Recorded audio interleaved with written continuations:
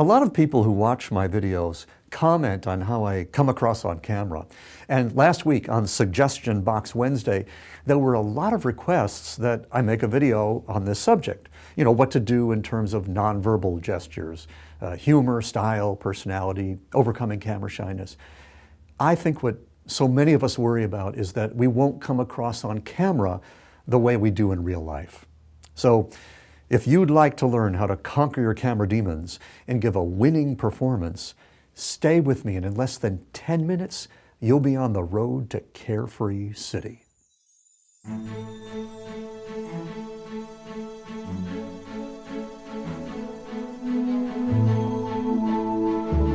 So, being on camera, it's terrifying for some people. The very thought can be crippling. Maybe you even know someone who lives with this chronic condition I call CRAS, or Camera Resistance and Avoidance Syndrome. Hi, I'm Stephen Washer with BrainyVideo.com, and I've seen this condition a lot in my travels, and I'm pretty sure I can help. It starts with an understanding that this condition is deeply rooted in the survival instinct. But let's talk about how it manifests. When you see someone on TV, your inner critic starts making comparisons, and oh boy, is this critic an expert at the art of demotivation. It starts with pre-sour grapes and quickly works its way into beating you to a pulp. Well, I can never do that. I'm not an actor.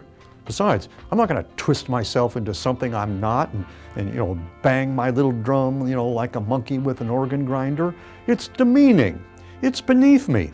Why should I have to entertain the masses? That's what TV's for. I'm not on TV. I'm not a performer. Actually, I suck. Oh, I remember that time in kindergarten when all the kids laughed at me in my cantaloupe costume in that nutrition play that we did with Miss Kernan. And the nuns. Oh man, don't get me started on the nuns. That scary look whenever I raised my voice above a whisper. Oh yeah, like I'm gonna go on TV now. No, I don't think so. Your inner critic is probably one of the smartest, cleverest parts of your personality. And this is for a good reason. You see, the critic is nothing less than a manifestation of the ego. And the ego has a very important job. It's to keep you safe. And being safe is such a primal, visceral survival drive. It's the reason most people don't do too many things outside a narrowly defined comfort zone, because they'd have to leave perfect safety behind. But the ego's job is to provide nothing less than perfect safety. But that's all it wants. It doesn't care one eensy-weensy bit about your being happy. And you can't even pursue happiness until you bust through your comfort zone. And that comfort zone is the ego's living room. The ego doesn't want you driving your SUV in front of his TV, especially while he's sitting there on the sofa drinking a Fresca and taking snarky notes on Dancing with the Stars. No, the ego wants you safe upstairs in your dingy little bedroom, sitting in the dark. Well, because you might hurt yourself by plugging a lamp into the wall socket. You know those wall sockets are death traps, right? So, until we deal with the ego, we can't do anything on camera. We'll be stiff and humorless at best, and at worst, wishing we were dead. So how in the heck do you conquer the all-powerful ego? I mean, it's in charge. It knows how important it is. Without the ego, you walk into walls and over cliffs and into airplane propellers, and you might even sit yourself down in front of a camera. And that, my friend, that would be insane, wouldn't it? So where does that leave all the rest of the parts of you? It's actually very simple. Personality, passion, and desire meet your ego. In fact, love your ego. Oh yeah, thank your ego for caring enough about you to keep you safe. And gently let your ego know that you've got it from here, that your higher self is now in charge. Thank you for caring for me, Mr. Ego. Have a nice day. Something like that. Okay, so now that the ego is out of the room, we can have some fun. I want you to practice your script a little bit by over-enunciating, especially on the parts that may be hard to say out loud. In fact, tongue twisters are a good way to warm up.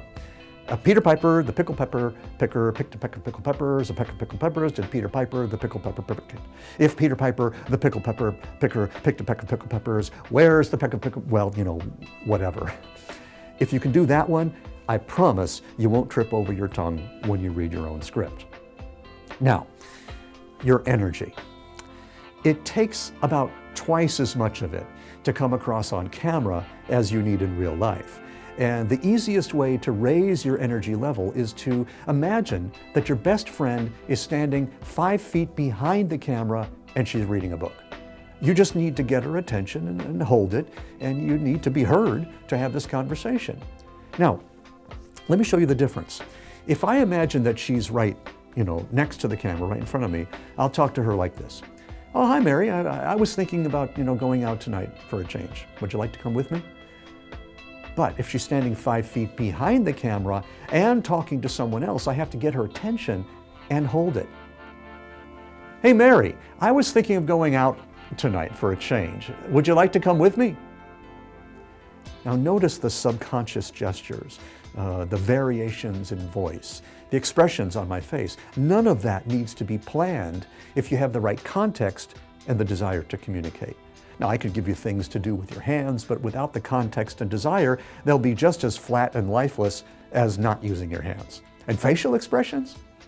Smile. See, kind of creepy without context, isn't it? So being authentic is all about the context, the desire to communicate your message, your passion, and allowing your personality to peek out. And by the way, if you don't talk with your hands in real life, then don't do it on camera. And that's an example of the rule. If it isn't already part of your personality, don't bring it on camera with you. Fortunately, most of us have these little hidden parts of our personalities that we don't normally get to show. But on video, we can. That's one of the things about video that can make it so much fun. And if you don't have fun with it, you can't really use one of the most effective tools you have. Humor. Sorry, where was I? Oh, right, humor. Well, there are a couple of points here. Now, humor in video is almost always a good idea. You might exaggerate to make a point, like I did a moment ago in that inner ego monologue. It's okay to talk about your own little flaws and to make fun of certain ideas by illustrating them, like in the video where I looked at waiting until all the stars line up before you make a video. All in all, I just think I really have to get all of my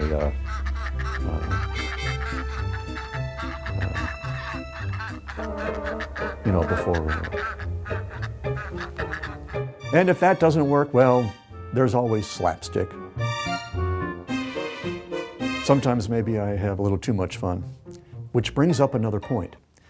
You're never going to get this perfect, and that's a good thing, because perfection makes your viewers feel like you're trying too hard, maybe to cover up something, like an evil corporation looking for a new place to pollute. Finally, your most important tool of all is practice, because the heart of this game is all about raising your confidence level. Once you sideline the ego for a few minutes, all that's left between you and being confident on camera is a bit of the right kind of practice. Actually, a lot of practice. And I don't mean practicing one video 100 times, but maybe I do mean practicing 100 videos 2 or 3 times each. And with each video, you'll get more comfortable and confident, which means that you and your ego will be carefree on camera. I hope this gives you the confidence to just see what you can do. If you have a message, you have an obligation to bring that message to the world any way you can. I think you'll surprise yourself with the level of expertise you can bring to this whole amazing world of video marketing. You can eliminate CRAS from your life, camera resistance and avoidance syndrome. You don't need to take any harmful drugs with horrible side effects like blurring your face out of all your videos. We've developed a natural cure for it. In fact, what we've been talking about this entire video is your on-screen persona. And this is something you can get amazing control over through our video marketing program, Audience Builder's Blueprint. For more information on the home study version, check out the link below. I think you'll find it enlightening. Till next week, I'm Steve Washer with BrainyVideo.com.